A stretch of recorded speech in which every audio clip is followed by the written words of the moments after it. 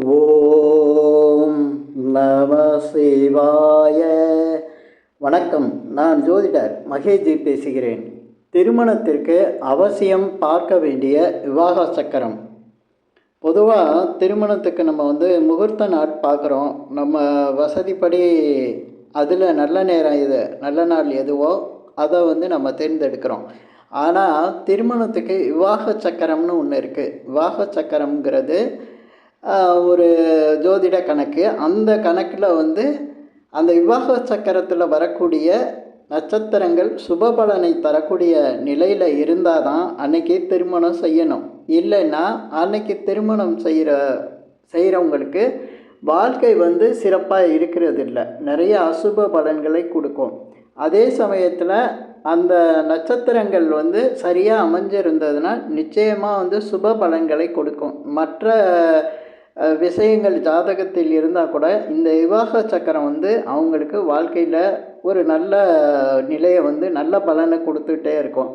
இப்போ விவாக சக்கரம் அப்படிங்கிறத எப்படிங்கிறத சொல்கிறேன். அது இல்லாமல் இந்த விவாக சக்கரத்துக்குரிய நாட்களையும் நான் இந்த பதிவில் கொஞ்சம் தெளிவாகவே சொல்லியிருக்கேன். ஈஸியாக புரிஞ்சுக்கிற மாதிரி அதுக்காக ஒரு டிஸ்பிளேவும் இதில் கொடுத்துருக்கேன். அதை நீங்கள் பார்த்து ஈஸியாக புரிஞ்சுக்கலாம். இப்போ விவாக சக்கரங்கிறது திருமணம் ஒரு நாள் குறிச்சிருப்பாங்க. அந்த திருமண நாள் எப்படி நம்ம அதை விவாக சக்கரத்துக்கு சரியாக வருது, சுப பலனை தருதா இல்லை அசுப பலனை தருதா அப்படிங்கிறத எப்படி பார்க்கணுன்னா, அந்த திருமண நாள் அன்னைக்கு சூரியன் எந்த நட்சத்திரத்தில் இருக்காருன்னு பார்க்கணும். இப்போ சூரியன் 27 நட்சத்திரத்தில் எந்த நட்சத்திரத்தில் வேணாலும் இருக்கலாம். அது இல்லாமல் சூரியன் ஒரு மாதத்துக்கு ஒரு ராசி கட்டத்தில் தான் இருப்பார். அப்படி இருக்கும்போது அந்த ராசி கட்டத்தில் ஏதாவது ஒரு நட்சத்திரத்தில் சூரியன் இருப்பார். அந்த சூரியன் இருக்கிற நட்சத்திரத்தையும் அன்னைக்கு சந்திரன், அதாவது அன்னைக்கு நட்சத்திரம் என்னன்னு சொல்லுவாங்கள்ல, அது சந்திரன் எங்கே இருக்காரோ அதுதான் நட்சத்திரம்.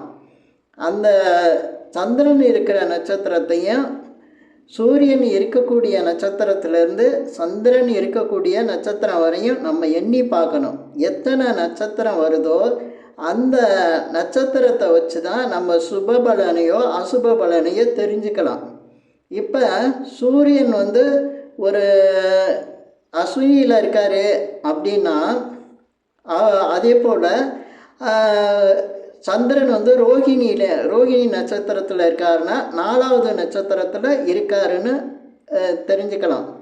சூரியன் அஸ்வினி, சந்திரன் இருக்கிறது ரோகிணி, அப்போ 4வது நட்சத்திரத்தில் இருக்காருன்னு தெரிஞ்சுக்கலாம். அதே போல் இப்படி வரிசையாக நம்ம எத்தனாவது நட்சத்திரத்தில் சூரியன் இருக்கக்கூடிய நட்சத்திரத்துலேருந்து எண்ணணும். சூரியன் இருக்கக்கூடிய நட்சத்திரத்திலேருந்து சந்திரன் எத்தனையாவது நட்சத்திரத்தில் இருக்காரோ அந்த எண்ணிக்கையை நம்ம பார்க்கணும். அந்த எண்ணிக்கை நான் ஒரு டேபிள் கொடுத்துருப்பேன், ஒரு வரிசை கொடுத்துருக்கேன். அந்த எண்ணிக்கையில் சுபமா அசுபமா அப்படிங்கிறத கொடுத்துருக்கேன். அதை நீங்கள் பார்த்தாலே உங்களுக்கு ஓரளவுக்கு புரிஞ்சிடும். இப்போ அசுபமாக இருந்ததுன்னா திருமணத்திற்கு பிறகு பல கஷ்டங்கள், பல வேதனைகள், பல வித துன்பங்கள்லாம் இருக்கும். அதை பற்றி நம்ம அதிகம் பேச வேணாம். ஆனால் அது அசுப பலனாக இருக்கும். திருமணம் முடிஞ்ச பிறகு பல விதங்களில் அவங்களுக்கு அது அசுப பலனை கொடுக்கும். அதே சமயத்தில் சுபபலனை கொடுக்கக்கூடிய நட்சத்திரங்களோட அந்த வரிசையும் நான் கொடுத்துருக்கேன். அந்த மாதிரி திருமணம் செய்யும்போது சுபபலனை கொடுக்கக்கூடிய அளவில் நட்சத்திரங்களை தேர்ந்தெடுத்து செஞ்சால் நிச்சயமாக அவங்க திருமண வாழ்வு சிறப்பாக இருக்கும். அதுபோல் தான் இந்த விவாக சக்கரத்தை நம்ம பார்க்கணும். விவாக சக்கரம் அப்படிங்கிறது ரொம்ப முக்கியமான ஒரு இது. இப்போ உதாரணத்துக்கு ஒன்று சொல்கிறேன். இப்போ சூரியன் அஸ்வினியில் இருக்கார் அப்படின்னா அதுக்கடுத்து சந்திரனை நம்ம பார்க்கணும். சந்திரன் இருக்கிற நட்சத்திரம் ரோகிணி. அப்போ ரோகிணி நட்சத்திரம் இருக்குது அப்படின்னா அதுக்கு நான் வந்து எந்த திசை, இப்போ ரோகிணின்னா 4வது நட்சத்திரம், 4வது நட்சத்திரத்துக்கு என்ன திசை அப்படின்னு கொடுத்துருப்பேன். இப்போ கிழக்கு திசை, மேற்கு திசை, வடக்கு திசை, தெற்கு திசை, வடமேற்கு திசை, வடகிழக்கு திசை, தென்மேற்கு திசை, தென்கிழக்கு திசை, இப்படின்னு 8 திசை சொல்லியிருப்பாங்க. ஆனால் இந்த விவாக சக்கரத்துக்கு மட்டும் 9 திசை. அது என்ன அப்படின்னு கேட்டால் நடு திசையும் வரும். இந்த நடு திசைங்கிறது எப்படின்னா அது வந்து அமாவாசை நேரத்தை சொல்லும். அதாவது சூரியன் இருக்கக்கூடிய அதே நட்சத்திரத்தில் சந்திரன் இருக்கிறது. சந்திரனுக்கு சூரியன் இருக்கிற அதே முன்னால் இருக்க நட்சத்திரத்தில் சந்திரன் இருக்குது. அதுக்கு அடுத்து சூரியன் இருக்கக்கூடிய நட்சத்திரத்துக்கு அடுத்த நட்சத்திரத்தில் சந்திரன் இருக்கிறது. இது கிட்டத்தட்ட அமாவாசை நிலை இது. அதனால் இது வந்து அசுப பலன்களை கொடுக்கும். அதனால் அவங்க வந்து திருமணம் வந்து விவாக சக்கரப்படி அதில் வைக்க மாட்டாங்க. இப்படி திருமணத்துக்கு வந்து நம்ம வந்து சுப பலன்களையும் அசுப பலன்களையும் பார்க்கணும் அப்படின்னா முதல்ல வந்து கிழக்கு திசையில் வரக்கூடியது வந்து சுபமாக இருக்கும். கிழக்கு திசை அன்னைக்கு வந்தால் அதுக்கு வந்து சூரியன் இருக்கக்கூடிய நட்சத்திரத்துலேருந்து 3வது நட்சத்திரம், 4வது நட்சத்திரம், 5வது நட்சத்திரமாக வந்தால் ரொம்ப சுப பலனை கொடுக்கும்.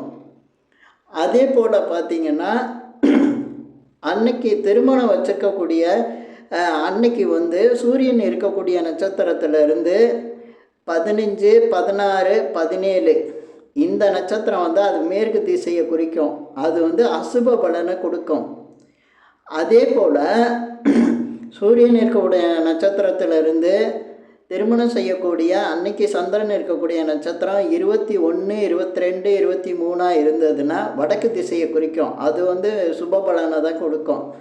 அதே போல் சூரியன் இருக்கக்கூடிய நட்சத்திரத்திலேருந்து சந்திரன் இருக்கக்கூடிய நட்சத்திரத்தோட அந்த எண்ணிக்கையை பார்த்திங்கன்னா 9வது நட்சத்திரமாவோ 10வது நட்சத்திரமாவோ அல்லது 11வது நட்சத்திரமாவோ இருந்தால் அது தெற்கு திசையை குறிக்கும்.